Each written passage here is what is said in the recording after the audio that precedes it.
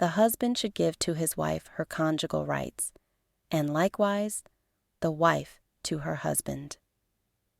1 Corinthians chapter 7, verse 3. Paul's first letter to the Christian community at Corinth was addressed to believers that lived in a promiscuous society. And, as any student of ancient Greece knows, the citizens of ancient Corinth was very sexually permissive. The ancient Corinthians were so promiscuous that prostitution was a part of their rituals in the various pagan temples surrounding the region. Therefore, the early Christians in Corinth lived among fellow citizens that engaged in sex as a part of their pagan religious worship.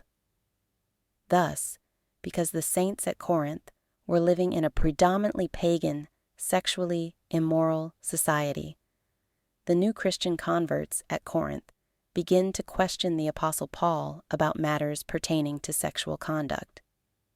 These were questions concerning how to behave sexually as married Christian men and women. Paul had to correct certain misunderstanding by the saints at Corinth that even caused some of them to believe that all sexual activity was unbecoming of a healthy Christian life. Thus, Paul had to explain to the married Christians, couples living in Corinth, not to refrain from sex. See 1 Corinthians chapter 7, verses 1 through 6. Paul's discussions in 1 Corinthians chapter 7 are built on principles that reinforces unity in marriage through sex, that harkens back to what Moses wrote in regards to marriage in the book of Genesis, that they shall become one flesh. See Genesis chapter 2, verse 24.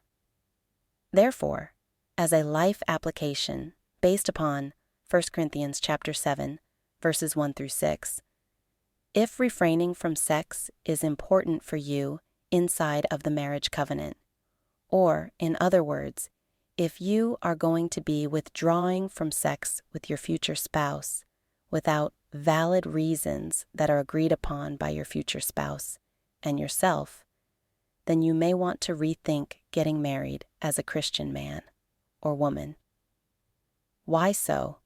Because sex in marriage is the unification of man and woman that is a joyous celebration of their unity that glorifies God.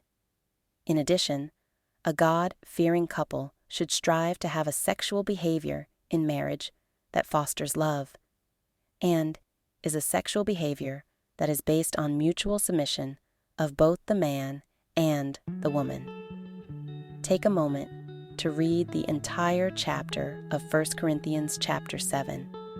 Then meditate on the counsel that Paul provides in 1 Corinthians chapter 7. If this message has blessed you, then please like and share.